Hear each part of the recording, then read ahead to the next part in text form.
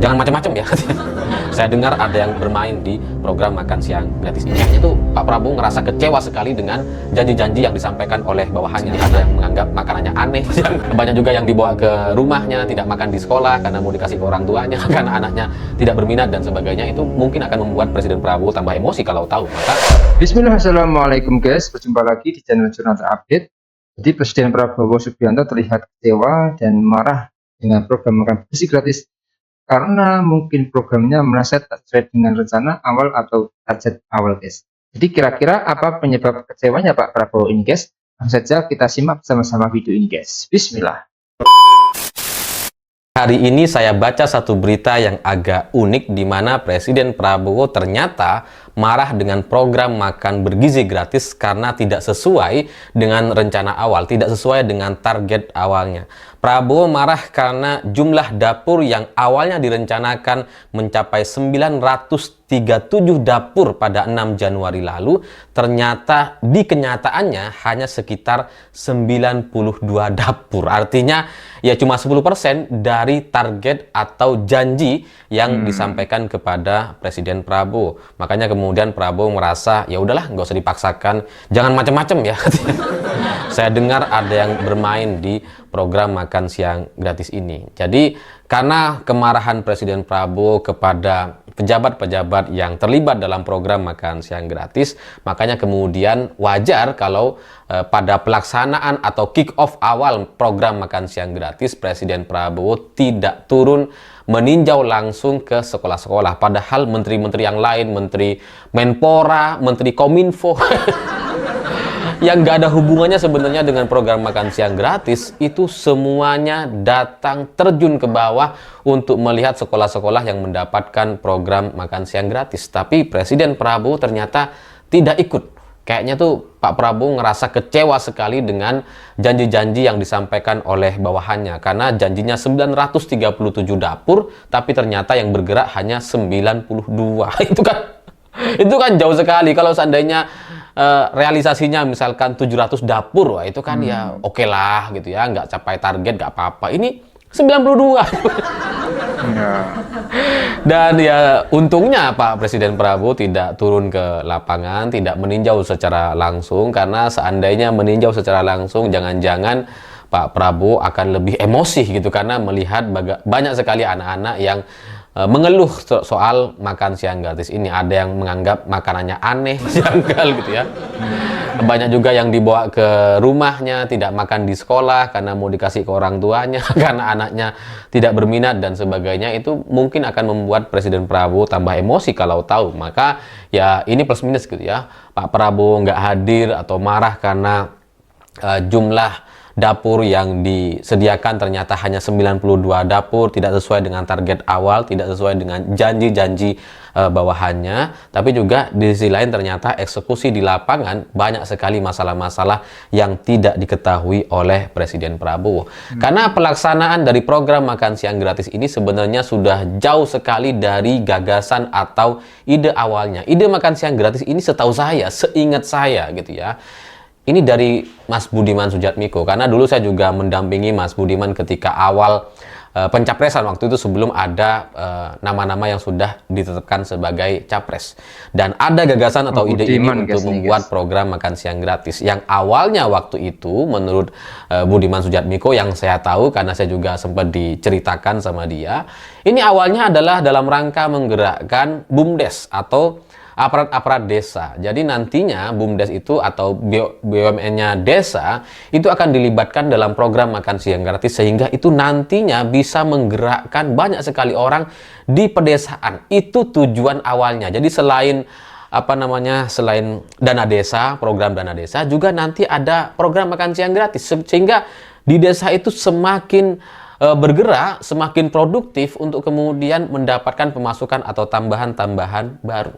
Itu gagasan atau ide awalnya setahu saya. Tapi kemudian kan dimodifikasi ketika debat capres, itu kemudian disebutkan bahwa nanti akan melibatkan warung-warung UMKM supaya tidak menimbulkan pengusaha-pengusaha baru. Dan itu kayaknya cukup ideal sekali gitu ya. Lebih baik dibandingkan ide awal untuk melibatkan BUMDes. Awalnya bagus kelihatan, wah nanti berarti melibatkan warung-warung yang ada di sekitar sekolah sehingga warung-warung nanti akan mendapatkan tambahan permintaan, tambahan porsi untuk kemudian didistribusikan ke setiap sekolah di sekitar mereka. Itu akan sangat luar biasa sekali. Bahkan muncul ide dari Gibran nanti yang mengirimkan itu katanya dari tukang ojek. Itu juga akan menggerakkan ekonomi masyarakat. Tapi ternyata aslinya hari ini dieksekusinya ternyata kemudian program makan siang gratis ini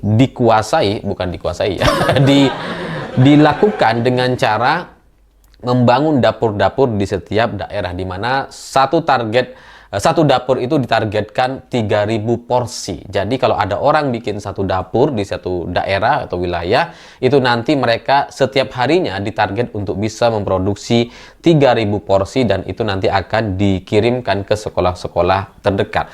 Dan karena sekarang sistemnya ini sudah melakukan sistem reimburse gitu ya, dengan mengharuskan orang-orang yang menjadi kepala dapur atau kepala chefnya itu harus ya modal sendiri, dapurnya yang modal sendiri, terus kemudian anggaran awalnya itu tidak langsung dari APBN tapi dilaksanakan dulu, setelah selesai laporan baru kemudian diganti dananya, baru kemudian di reimburse. Maka itu membuat program makan siang gratis ini menjadi sangat-sangat jelas sekali akan dikuasai oleh orang-orang yang punya modal, bukan lagi orang-orang pengusaha UMKM yang modalnya terbatas. Karena dengan anggaran 3.000 porsi sehari dengan target produksi sekitar 10.000 per porsinya, itu kan sangat mahal sekali gitu ya. Kalau kemudian sistem reimburse-nya masih nunggu 1 bulan atau 2 minggu. Jadi kan butuh modal yang sangat luar biasa, dan itu ya pastinya bukan pengusaha-pengusaha kecil atau warung-warung kecil yang ada di pinggir sekolah gitu. Jadi ini akan memunculkan pengusaha-pengusaha baru yang mendapatkan manfaat dari satu program atau proyek makan siang gratis yang cukup menguntungkan kalau kemudian mereka bisa punya modal dan bisa mengelolanya dengan baik untuk mendapatkan keuntungan. Jadinya ide dari program makan siang gratis ini sudah jauh sekali dari ide awalnya, dari gagasan awalnya, sehingga seharusnya menurut saya ini dikembalikan kepada Budiman Sujatmiko sebagai orang yang punya gagasan terkait program makan siang gratis ini. Karena kalau ini tidak dikembalikan kepada Mas Budiman, akan kacau balau seperti sekarang ini gitu. Akan nggak jelas seperti sekarang, karena satu program atau satu ide memang sebaiknya dipimpin oleh orang yang punya ide. Karena ide itu pasti sangat detail sekali dari orang yang mencetuskan sejak awal. Tapi kalau ini dilaksanakan secara serampangan seperti sekarang, dilaksanakan bukan oleh orang yang punya ide atau gagasan awal, ya wajar kalau kemudian jadi berantakan. Karena ini adalah satu program yang nggak sederhana, dilaksanakan setiap hari sepanjang tahun dengan jumlah ribuan titik di berbagai daerah. Itu jelas sangat-sangat tidak mudah. Oke guys, jadi ini ada berita lagi dari Bantaran Lampung pikiranrakyat.com yang berjudul Prabowo terkesan kecewa dengan program makan bergizi gratis guys. Ini tanggal 16 Januari 2025. Program unggulan Presiden Prabowo Subianto makan bergizi gratis menghadapi sejumlah kendala dalam pelaksanaannya yang membuat Presiden Prabowo dikabarkan kurang puas dengan kesiapan program tersebut. Pada Senin tanggal 6 Januari, saat pelaksanaan MBG serentak di 26 provinsi, terungkap bahwa Badan Gizi Nasional yang menjadi penyelenggara utama belum sempurna siap. Hal ini mengundang kecewaan Presiden Prabowo yang sebelumnya telah memanggil Kepala BGN dan Hindayana sehari sebelum pelaksanaan untuk memeriksa kesiapan program.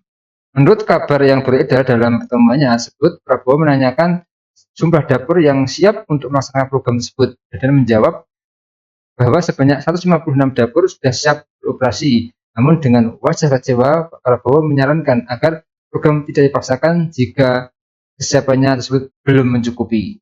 Menyadari kekecewaan Pak Prabowo dan segera menegaskan bahwa BGN siap untuk menambah jumlah dapur setiap harinya. Namun, Presiden Prabowo pun memperingatkan BGN untuk tidak bermain-main dengan data, mengingat adanya dugaan adanya penyimpangan dalam pelaporan. Jadi demikian tadi guys, memang ini tapi ada banyak kesalahan teknis dalam pelaksanaan program makan bergizi gratis ini bagi Pak Prabowo. Tentu ini yang membuat Pak Prabowo kecewa guys. Jadi mungkin itu yang bisa saya jelaskan untuk video kali ini. Bagaimana menurut kalian setelah video ini? Tulis komentar di bawah ini ya guys. Saya izin pamit dulu. Wassalamualaikum warahmatullahi wabarakatuh.